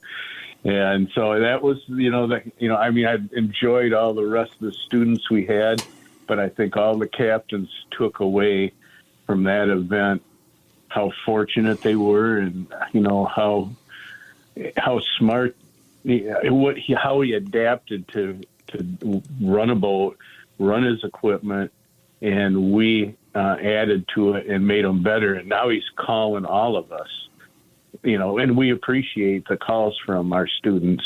And he wants to be a captain. He wants to fish tournaments. I says, hey, Todd. You created a monster. Yeah, I said, slow down, Todd. Slow down. One of my buddies in the marina where I stay, you may recognize the name, Chris Durham. He took your school on Saginaw Bay last summer, and he said it was really a great experience. He learned a lot. He was a good guy. I liked him. I think he brought his wife one day too, and that was really a fun. All of my students are fun, but I remember Chris. He was a good guy. He'd come all the way from there. That year. He'd run his boat across the bay every day, all by himself, back and forth. Yeah, so he was dedicated. He was committed to the process, to the concept. Right, and and when everybody leaves, there isn't one that can say they're not better. Because it's not just what I teach, it's what the rest of my gang teaches, and we're all on the same page. We might have a little tweak one way or the other, but if people want to, and Bill Simeon, right? Mm-hmm. Mm-hmm. Well, he just wrote an article. He was in Todd Kitt's boat, the deaf guy. He took pictures of some of the captains and myself, and wrote a story about fishing with them on the first day. So if they wanted to read about it, go to Michigan Woods and Waters. Oh, okay. It's in that new edition that just came out. So it'll give people, I read it, and I was in awe at how good Bill worded it, so that he got more out, because he was with them all day long. I was only with Todd for a few hours, and so was Brandon Stanton, and so was Andrew Hendrickson. So he got the full flavor. But anyhow, after all that was done, I just got back from taking a trip, about halfway around Lake Superior with my boat and with my friends in their boats and their campers. And we just kind of did what we used to do when we were 18, 20 years old, and just stopped at different lakes all the way around. You go on Highway 17 on the northern route. Oh, isn't that a beautiful drive? It is a very beautiful drive. I mean, I can't hardly describe how beautiful. Even though all the smoke up there, it's still beautiful. Some days it's smoky. Some days your lights came on because it was like you must have been up there about the same time I was up there bear hunting then, because I was up there during the fires. I was up at White River. Yeah, I went right through White River and all those little lakes. We'd stop. And, people just drive by. I mean, how many times you ever see anybody on those lakes? Almost never. Yeah. And we would drop our boats in at different lakes and just be in maybe 4 hours, 5 hours, and catch fish at every one. Or sometimes we would just pull off in a pull-off area and get our poles out and stand on the bank and catch fish. I mean, there's a variety of fish we caught on the bank, walleyes and pike. And one lake we were catching walleyes, pike, and whitefish. And then, the coolest one we were in that we got brook trout, up to 19 inches. But then we had to come home. Yeah, had to come home. You bring up something interesting that we've never talked about before, and maybe I'm actually wasting our time by bringing this up, but trailering your boat. I mean, you've pulled your boat more miles than most anglers ever will. Right. Is that a concern? I mean, how do you do that? If you break down in the middle of nowhere with your boat on the back, it's a terrible experience. Well, basically, I carry an extra set of wheel bearings with, but before I ever leave on any trip, I pump wheel bearing grease into everything, make sure my tires are up to where they're supposed to, make sure your spare tire that's on your trailer is pumped up, because a lot of people got a brand new spare tire, they don't check it, and they go to put it on, it's flat. Because it's been sitting there, and maybe it's an aluminum one and it's corroded. I've seen that so much. So make sure your spare is holding air too, because you just never ever know. And then just have some wire crimps, a little box of them, and wire cutters in case you got to do some trailer light repairs. Or do you unplug your lights? Do you unplug your lights when you back the trailer in? I used to back when there were bulbs, but now they're LEDs. If you got bulbs, I would say yes, always do it, because you never know if you're going to short them out. But the new LEDs you don't have to worry about. But you got bulbs, you better think about it, and you better carry spare bulbs. Mm-hmm. The LEDs seem to, I haven't had a bad failure with them yet. But you still got to have wire cutters and crimpers, because they just sometimes just pull loose or something. Something happens. But if you got spare wheel bearings, you got your spare tire full. And I always, I'm overkill person. I bring my floor jack with, like you use to jack your race car up or something. And just slide it in the back of my Suburban, and I got it there. So if I got a jack that came with my truck and everything, but man, is that a pain? You get that out, and boom, boom, boom, you can jack your tires up, your truck up, your trailer up, and it'll make a simple work and heavy work into easy work. And make sure your air, not only in your trailer is your spare full of air, but your spare on your truck is full of air too. So them are the things. And make sure you got oil in your all in every place. I mean, check all your fluid levels, your rear end, your front end if you're 4-wheel drive, your transfer case, your transmission, you just go through it all, because then if you do that, if you take care of all the oils and everything, you're going to make it there and back, and you're going to, your wheel bearings will last and everything if you put enough oil in them all. Words of advice from a guy who has spent more time dragging a boat on the road than most of us will in our entire life. Well, that took a little interesting turn, but I thought it would be kind of cool to get your perspective on that, Mark. I always enjoy our conversations. I would encourage people to go to your websites, markmartins.net and fishingvacationschool.com. I wish you good fishing, and I'll look forward to talking with you again soon. All right. Same here, Mike. Take care. We'll talk to you soon. Have a great 4th of July weekend here. Excellent. 4th of July weekend, and a great wish from Mark Martin, Michigan's Mr. Walleye. markmartins.net, fishingvacationschool.com. If you get a chance to do that fishing vacation school, it's pretty cool. They actually put people in your boat. You know, I mean, how it's like an on-the-water seminar in your boat with your equipment and pros showing you how to use it more effectively and more efficiently. I mean, that's very, very cool. Is it com or net? Fishingvacationschool.com, I believe. Yep, it is. All right, we'll take a break here in the Outdoor Magazine Show. When we come back, a few more things I want to talk about, and we'll wrap it all up with Wild Game Chef Extraordinaire Dixie Dave Minar right here on Outdoor Magazine.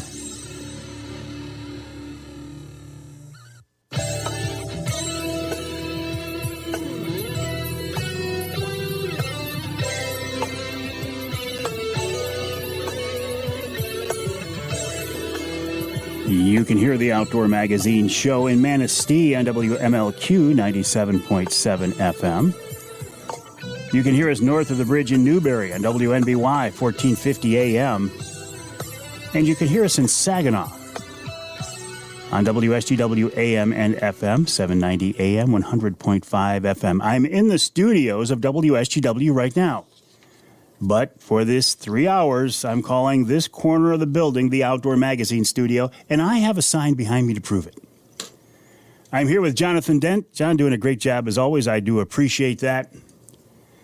As we are recording the show for the 4th of July weekend. Big holiday weekend. Long weekend for a lot of people. I hope you get a chance to get out and enjoy it.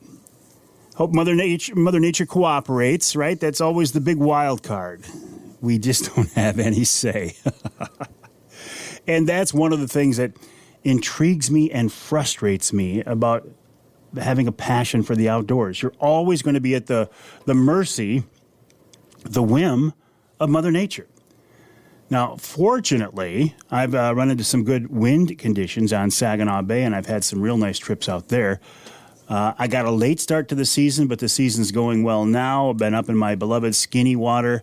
I like to fish shallow water, trolling crankbaits. That's my favorite way to catch walleye. That Angler Quest is a beautiful fishing machine. It's set up for trolling. I can run a lot of rods, not get them tangled. Well, for the most part, right? You're always going to tangle. There's no way you can absolutely avoid it. And so that's kind of my honey hole. Skinny water, crankbaits, shallow.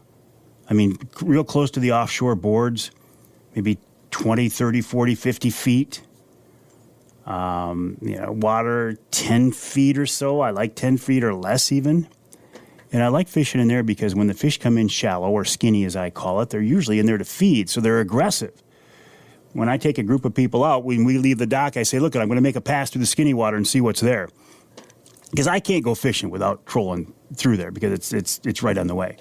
And we will know right away if there are fish in there or not. Now, you do need to have backup spots, right? Even your honey hole is going to go dead once in a while. So I was out the other day in a little bit deeper water looking for fish, kind of exploring to see if I could find some fish. And we did.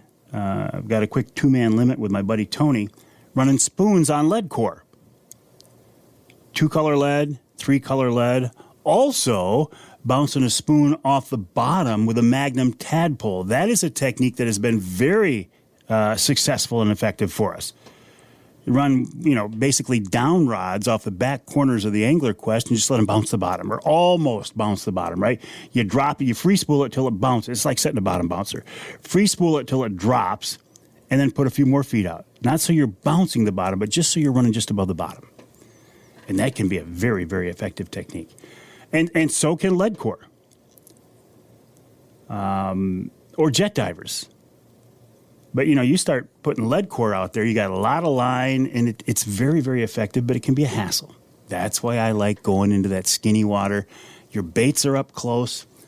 The thing you do have to keep in mind, even running short leads, not so much with a short lead as a longer lead, but you got to tune your baits.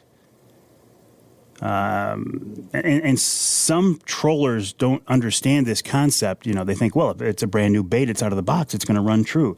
Maybe, if you're lucky, maybe not. And after you fish that bait for a while, you're going to screw it up and it's not going to run at all. And the way you test these things is, and I've seen a lot of people test them this way. They put it 5 feet behind the rod tip at 2.5 miles an hour, roughly a trolling speed, and they say, oh, yeah, it's running right. Well, that's not the test. Drop it back 20 feet, and then reel it in fast. So you're bringing it in at 5-6 miles an hour. There you will see if it's running true or not. And running true means straight behind you at a maximum depth. If you get a bad bait, they'll want to blow out to the right or the left. I mean, they can't run straight. They just come to the top. And those are the baits that are going to give you headaches when you try to put them out there in your spread. They're going to tangle you up. Plus, they're not going to be as effective because they're not going to be at the depth you think they're at. So there's this whole process of tuning baits. Go online on YouTube and just do a search on it. Mark Romanek has some good videos out there about using the offshore tuning tool, and you just make a very, very small, almost imperceptible sometimes adjustment to the attachment to the bill of the crankbaits. And that's how if it runs to the right, you push it to the left, but not very much. And there's sometimes you get baits that honestly, I just want to give up on them and I just want to throw them back into the water. I wouldn't. I might throw them away. Sometimes you'll get a bait that you just swear you can't get that thing to run right. And if you do, you catch a fish on it and it knocks it all out of whack again. I guess that's a good problem to have, right? Hey, coming up this week, Wednesday night, if again Mother Nature cooperates, I'm going to do a Wednesday night live on Saginaw Bay with a couple of very cool people, a couple of heavy hitters. Brad Dupuis, Mr. Angler Quest himself, will be fishing his Angler Quest, and Nick DeShano of Offshore Tackle. That'll be Wednesday night at 7 o'clock. We're going out of Linwood Beach Marina. We're going to go walleye fishing, and we're going to do a live show on it, weather permitting, Wednesday night at 7 on my Facebook page, on my YouTube channel, on LinkedIn, and on Twitter as well. So keep an eye out for that. I'm looking forward to it. The website, MikeAveryOutdoors.com. My email address, Mike@MikeAveryOutdoors.com. Don't hesitate to reach out to me. I'd love to hear from you. I'd love to hear your questions for the Ask Avery segment. You can send them to me in social media, but it's a lot better just send me an email. Mike@MikeAveryOutdoors.com. We'll take a break. When we come back, we're going to wrap up this week's show with the man himself, wild game chef extraordinaire Dixie Dave Minar. I'm going to get Dave out on the bay here sometime very, very soon. More coming up after the break right here on Outdoor Magazine.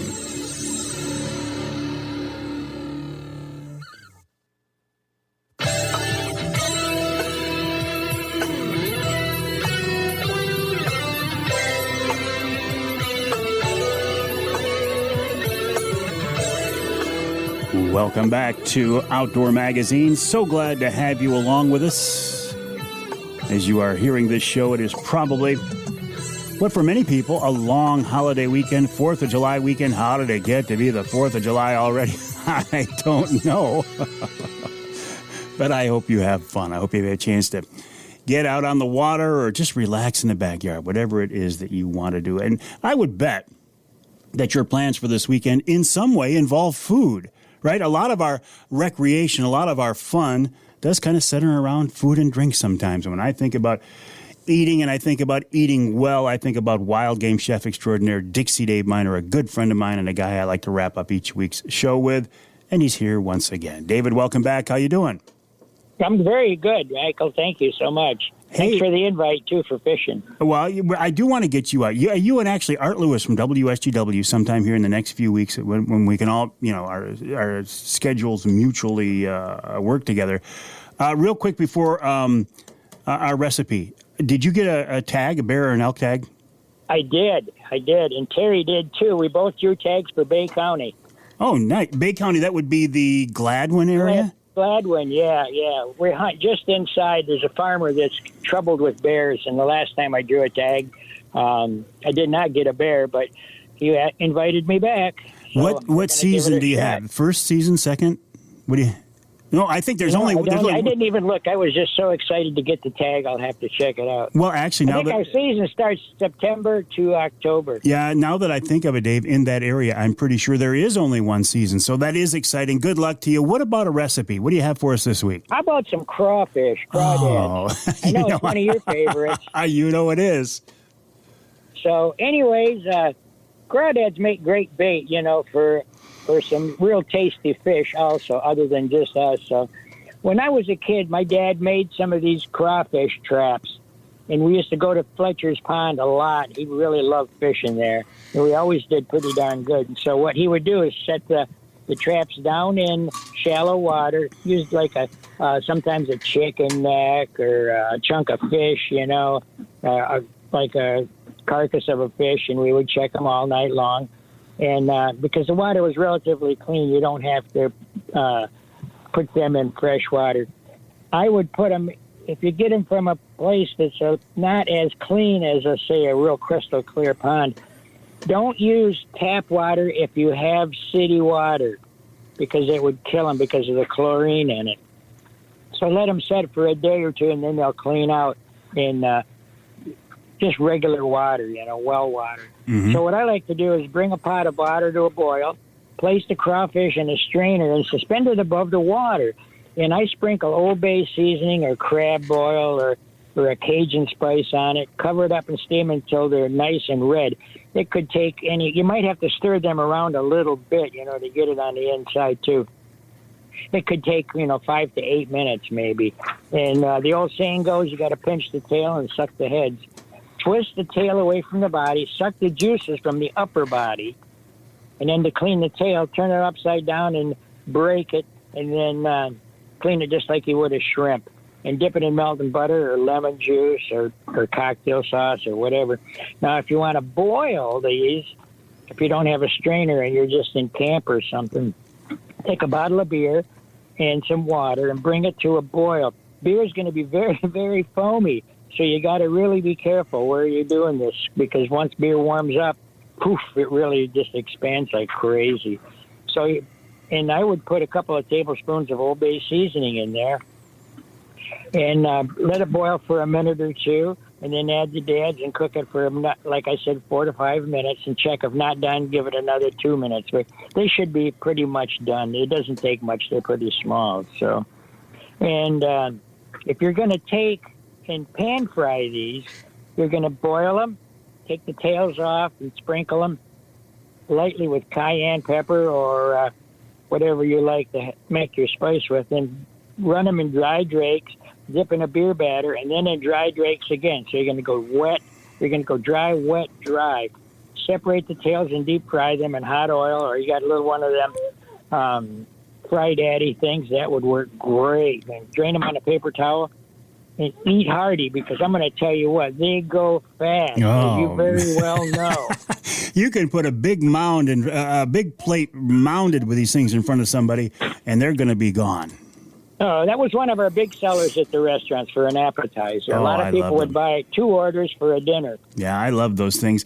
And I never thought of steaming them, boiling them and frying them, but I never thought of just holding them above the boiling water and steaming them. Oh, they're wonderful like that, too. I'm telling you what, it's great. Oh, they sound great, David. All right, listen, I appreciate that. I hadn't even thought of, crawdaddies, crawfish are one of my favorite things to eat, and we don't hear a lot about them. So thanks for bringing that up. Is there anywhere else in town that you ever get them? Is there any place in town? Nope. You're the only guy I've ever had cook them up for me. Oh, okay. All righty, well. Because you're the man.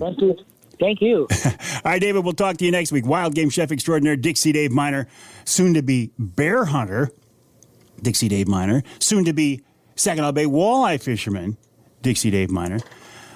Listen, when I talk about some of these things, I usually try to post pictures of my hunting and fishing trips. So if you want to see how we're doing on Saginaw Bay or anything at all, go to my Facebook page, go to my Instagram feed. I'm more active on Facebook than I am Instagram, but I'm trying to get better on Instagram. Or go to my website, MikeAveryOutdoors.com. Email address, Mike@MikeAveryOutdoors.com.